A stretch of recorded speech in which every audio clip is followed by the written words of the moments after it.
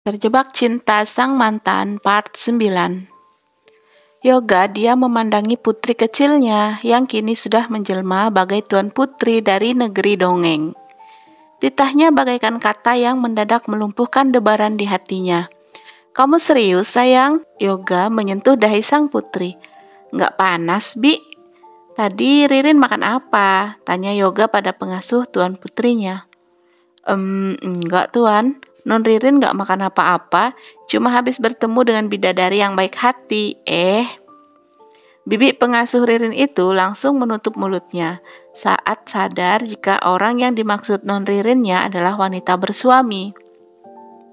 Sudah jelas di depan matanya dan Ririn juga sudah melihat bagaimana suaminya Mbak cantik Adelia itu memeluknya tadi. Kedua mata Yoga membola dan menuntut kejelasan dari pengasuh putrinya. "Maksudnya bagaimana sih, Bi?" selidik Yoga penasaran. Baru kali ini Ririn mengungkapkan isi hatinya menginginkan dirinya menikah lagi.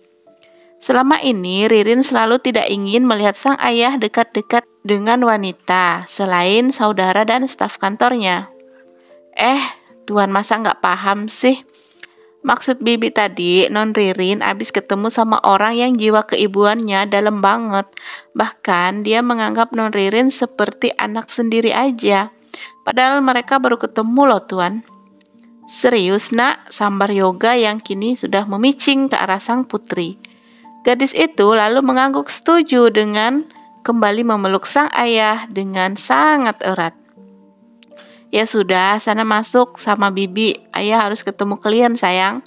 "Maafin ayah ya, belum bisa temanin Ririn bobo," ucap Yoga berhati-hati. Dia tahu betul jika sang putri sedang ingin diperhatikan dan diberi waktu untuk menghabiskan malam bersama dengan ayahnya. Tapi mau bagaimana lagi, Yoga saat ini sudah menjadi bos besar. Dia terlalu sibuk. Coba kalau ada mama yang seperti tante. Belum selesai Ririn mengatakan kelanjutan kalimatnya dengan cepat, Yoga langsung menyambar ucapannya. "Sudah, sana dengan Bibi dulu ya sayang."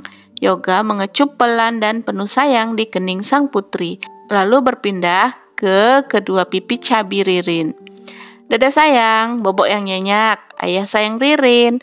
Pria bertubuh besar itu pergi melangkah meninggalkan sang putri yang masih terpaku menatap kepergiannya. Bibi pengasuh Ririn pun hanya bisa merengkuh pundak mungil anak asuhnya. "Ayo Non, mau Bibi gendong?"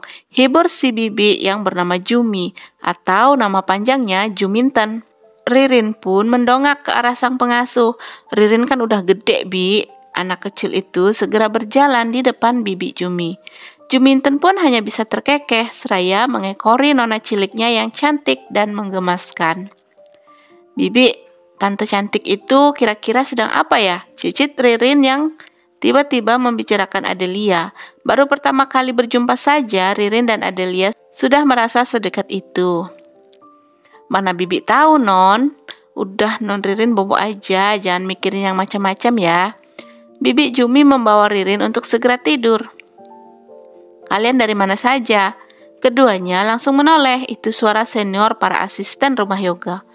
Dia selalu waspada dengan semua orang yang bekerja di rumah Yoga. Mbak Ebi, tadi kita lumayan lama ngobrol di jalanan sama teman barunya Non Ririn," jawab Bi Jumi pengasuh Ririn.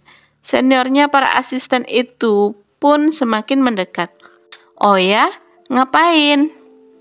"Kalau Tuan tahu, malam-malam keluyuran baru selesai deh," ucapnya tegas. "Lagian Non Ririn kenapa sih suka sekali kabur-kabur nggak jelas begitu? Nggak kasihan sama Bi Jum?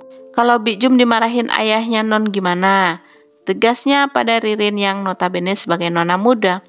Yoga sengaja mempekerjakan orang yang seperti Mbak Ebi. Selain dia itu gesit, Mbak Ebi juga tegas saat menegur bawahannya. Kali ini Mbak Ebi keceplosan, tidak sadar dengan posisinya. "Bi Jum, tapi ayah tahu kan kita keluar?" "Ayah bahkan nggak marah ya, Bi?" jawab putri kecil itu memandang Mbak Ebi dan Bi Jumi dengan cara bergantian. Jumi yang melihat wajah Mbak Ebi sudah memerah langsung tahu jika rekannya sedang marah, namun ia tahan. "Ayo Non, bobok sekarang, besok kan udah janjian sama ayah mau jalan-jalan. Ntar kesiangan loh," ucap Bi Jumi mengalihkan perdebatan antara Tuan Putri dan orang kepercayaan Yoga. Abby akhirnya memilih kembali ke kamarnya, meninggalkan Ririn dan Jumi yang sudah bersiap untuk tidur. Pagi-pagi, Bik Jumi harus pergi ke kamar Mbak Abby karena Tuan Yoga yang ingin menemani Tuan Putrinya, memberi kejutan buat anak tercinta. Yoga sadar jika waktunya bersama si kecil jarang sekali dikarenakan kesibukannya. Yoga harus bekerja keras agar Ririn sang putri tidak pernah merasakan kesulitan dalam ekonomi seperti yang ia rasakan dahulu. Beruntung ada ayah Satrio yang membantu dana perkuliahannya hingga bisa selesai dengan nilai terbaik kala itu. Tentu saja ada andil dari Adelia yang selalu menyisipkan uang jajannya demi membayar keperluan Yoga semasa kuliah, seperti untuk membeli bahan-bahan yang dibutuhkan dalam mengerjakan tugas kuliahnya. Yoga memandangi wajah putrinya yang sedang terlelap, namun pikirannya membayangkan keluarga Adelia. Sayang, Tuhan tidak menakdirkan kita ya Lia. Andai aku bisa mengulang waktu, aku akan lebih memilih bersama denganmu daripada pergi mengejar impianku. Ternyata tidak seindah saat bersama denganmu. Impianku yang sesungguhnya ya kamu, Lia, gumam Yoga lirih seraya mengusap surai rambut putri kecilnya yang sedang tertidur. Ayah? Ayah bobok di sini. Ririn memeluk sang ayah dengan erat. Putri kecil Yoga terbangun karena suara lirih sang ayah yang berkata di dekatnya. Yoga tersenyum pada putrinya dan membalas pelukannya pada Ririn. Ayah, jadi kan kita jalan-jalan hari ini? Ririn sampai bangun awal karena selalu mengingat janji ayahnya hari ini. Iya nak, kita jalan-jalan hari ini. Sesuai kemauan kamu sayang, jawab Yoga seraya memperlihatkan deretan giginya pada sang buah hati. Yeay, asik. Ririn sayang ayah, sorak putri kecil yang tanpa terasa sudah beranjak menjadi anak yang cantik dan menggemaskan. Yoga lantas mengusap puncak kepala Ririn sang anak. Ririn mau mandi sekarang, pamitnya yang beranjak pergi dari sisi Yoga. Yoga mengacungkan dua jempolnya kepada Ririn, hingga anak itu berlari keluar mencari Bibi Jumi. Dan disinilah sekarang Yoga dan Ririn sedang singgah di kantor sebelum pergi ke tempat rekreasi. Rian memperhatikan gadis kecil yang sedang bersama dengan atasannya. Dia ingat betul jika anak kecil yang bersama dengan bosnya ini adalah anak yang semalam bersama dengan Adelia. Jadi gadis kecil ini putri Anda, Tuan? Rian memberanikan diri bertanya pada atasannya daripada dia mati penasaran. Yoga yang lebih dikenal dengan Tuan Keanu menatap Ririn sejenak, lalu menganggukkan kepalanya. Benar sekali, dia putri saya, dan saya harus pergi hari ini karena sudah berjanji dengan malaikat kecil cantik ini. Ada apa? Selidik Yoga. Tidak, Tuan, saya hanya melihatnya semalam bersama dengan Adelia. Ups, maksud saya dengan istri pertama saya. Rian menutup mulutnya kembali saat tidak sengaja mengatakan jika dirinya memiliki dua istri. Rian sudah terbiasa bicara belak-belakan dengan Pak Bima, atasan lamanya. Dia lupa jika saat ini bukanlah Pak Bima yang sedang diajaknya berbicara. Yoga merautkan kedua alisnya. Dia terdiam sejenak mencerna setiap perkataan yang keluar dari mulut Rian. Hatinya berdesir saat ada nama Adelia disebut oleh Rian. Apa tadi katanya? Dia memiliki dua istri? Dan Adelia? Apakah dia Adeliaku? Yoga termenung. Rian merasa heran dengan sikap atasannya.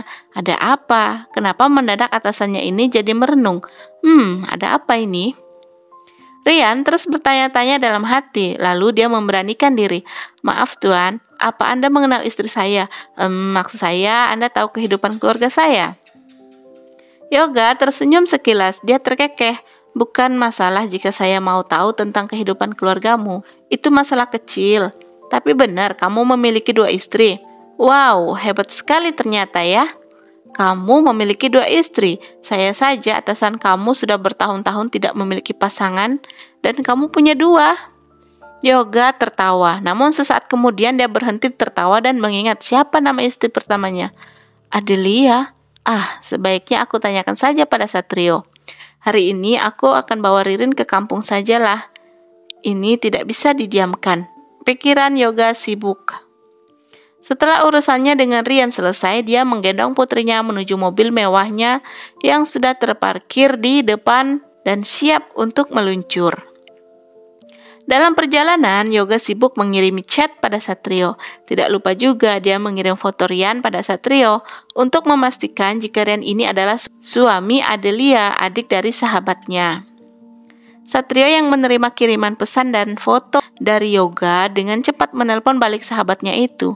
"Halo, apa maksudmu, Yo? Jadi adik iparku kerja di perusahaan milikmu selama ini? Lalu apa maksudmu dengan Adelia yang di Madu? Aku tidak paham dengan isi chat darimu itu.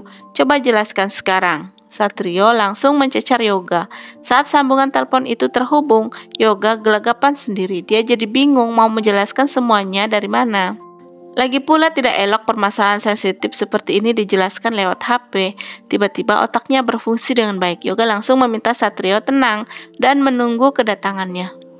"Tunggu saja, aku udah di perjalanan hendak menuju kampung. Aku dan Ririn akan mengunjungimu dan ayah. Tunggu saja, oke?" terang Yoga.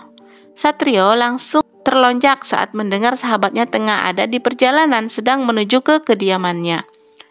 Apa baiknya aku hubungi Adelia saja agar dia pulang? Sepertinya mereka memang sedang menyembunyikan sesuatu. Otak Satrio sama halnya dengan Yoga, langsung berfungsi dengan baik. Tidak ada maksud lain dalam hatinya, hanya ingin permasalahan sang adik selesai saja. "Oke, gue tunggu, kebetulan gue hari ini nggak kontrol, jadi gue ada di rumah," jawab Satrio dengan penuh semangat. Setelah selesai, Yoga memutuskan panggilannya. Satrio pun segera menghubungi Adelia yang tengah bersiap keluar rumah untuk mencari pekerjaan. Kebetulan Adelia sudah memikirkan segalanya dengan baik. Memang akan lebih baik jika dia bekerja mulai sekarang. Namun, sebuah panggilan dari ponsel yang ada di dalam tas lempangnya membuat Adelia menghentikan langkah kaki. Kedua mata Adelia menatap tajam saat deretan angka yang memanggilnya adalah Mas Satrio. Bersambung, sampai jumpa lagi di part selanjutnya ya guys. See you, bye-bye.